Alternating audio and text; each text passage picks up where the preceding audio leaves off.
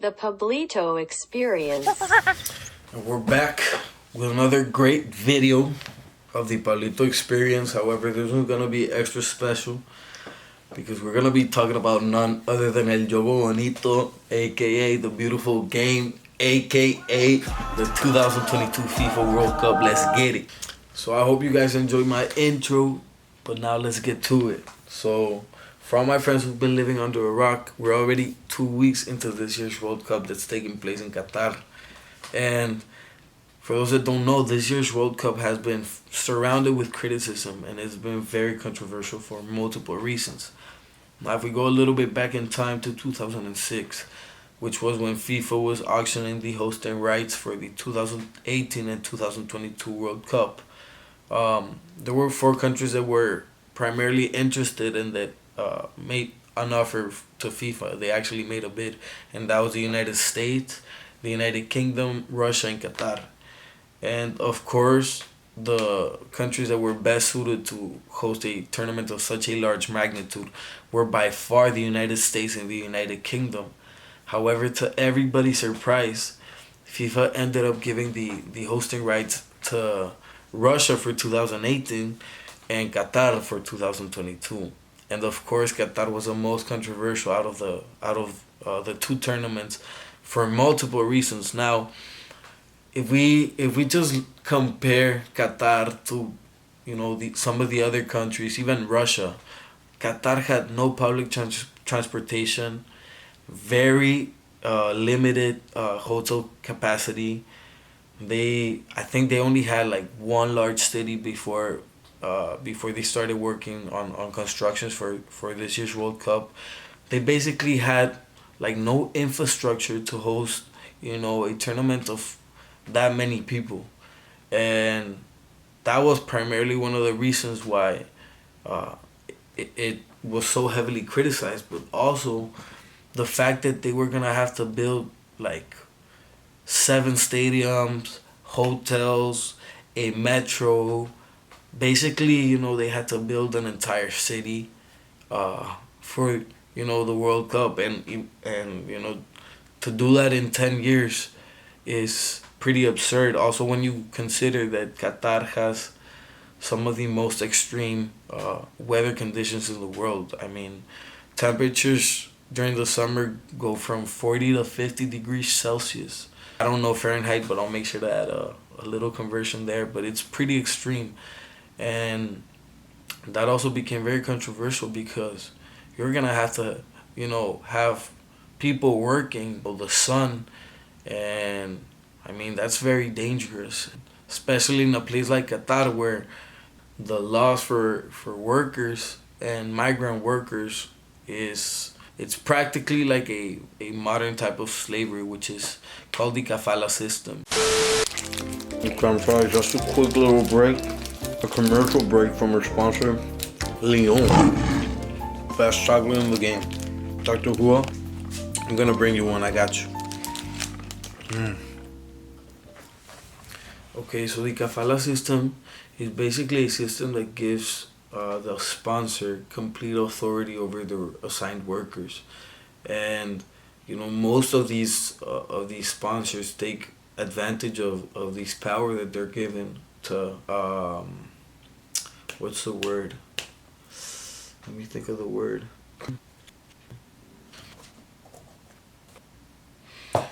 Okay, finally. To exploit or abuse their workers. And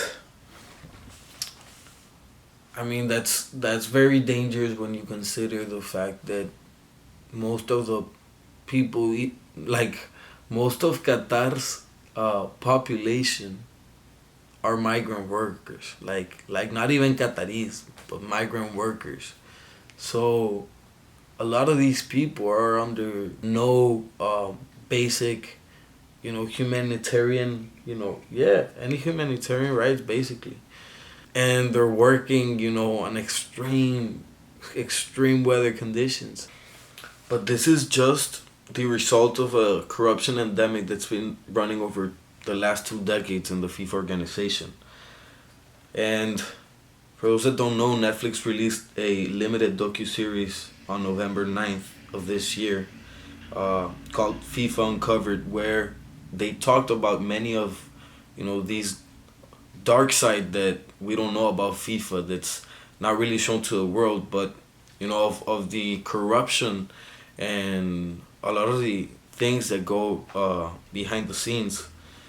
And basically, FIFA was under an IRS and FBI investigation for bribery and corruption under a 47 count indictment, which is absurd. And this just gives you an idea of many of the decisions that are taken in FIFA are controlled, by money, by power, and it also gives you a little bit of the idea of how powerful FIFA is. And I think when we think of FIFA, and we look at it through this lens, now that we know that they do all this corruption and all the money laundering, because some of the indictments were racketeering, wire fraud, money laundering.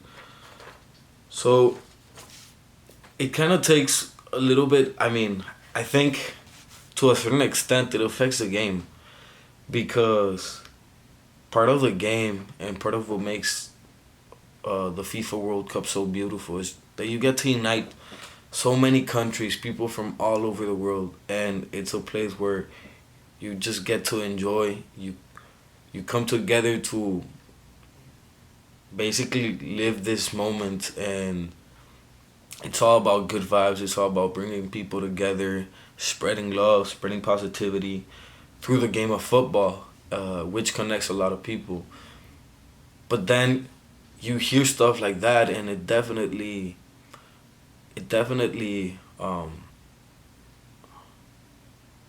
stains. That's the word I was looking for. But it definitely stains the image of FIFA, and it also, in a way, takes away the credibility that FIFA, is actually doing all this also with a good intention and with the ideas of trying to also make a positive impact. Because, you think, you hear that stuff and then you go, well, that just makes me think that some of the money that they've also claimed to use in order to create, organizations for children in the Caribbean and in Africa and in Latin America to play football or whatever, that money's just been taken for them to just get richer. So it's definitely a very sad thing, especially when for many years you've been enjoying the World Cup, and I mean, even when you think of the World Cup and you think of the song "Waving Flags" or some of the iconic songs that have been released with the FIFA World Cup, like, it's hard to imagine that an organization like that would be capable of such stuff.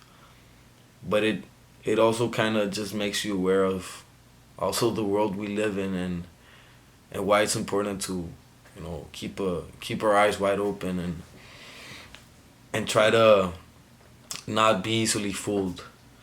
But with that said, I think moving forward it's important that FIFA acknowledges this mistake that they made, but also that they find that basically they set things right. Because in reality, FIFA is capable of doing great things. They have the power, they have the financial power to do it as well.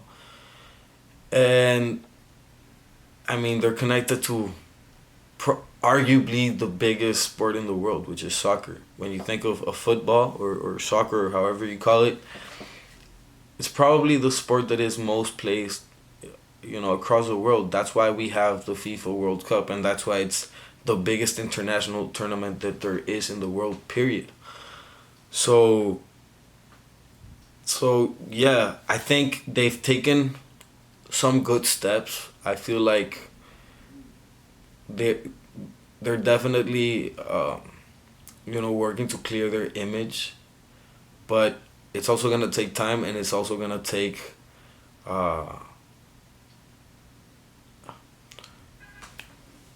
what's the word?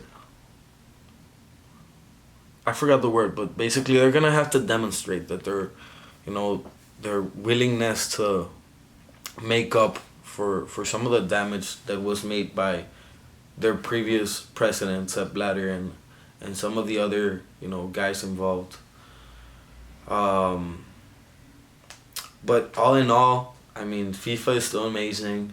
For those that have been watching this year's World Cup, it's been very exciting. We've had some really nice game, and I think it's also very fun because it gives the opportunity to some of these countries that don't get too much light internationally to go out there and demonstrate and show their capacities and what they can do. Like, for example, Morocco this year, who's been a sleeper, but they've been shocking the whole world. So it's really fun, and I think great things can come out from this tournament, as we've seen it in the past. But now it's all about transparency. It's all about keeping it clean and making sure that FIFA is not misusing their money to make the people in the board richer. And well, with that, I think we can come to a conclusion for today's amazing episode. And I just want to give a huge thank you for watching this video. I hope you guys enjoyed it. I hope you guys learned something about FIFA, as well as I did throughout this process and throughout my research. And well, can't wait to see you guys for the next video. You guys are going to love it. We're going to have really cool stuff coming up. All sports, the vibes. And well, peace out. We're out, baby.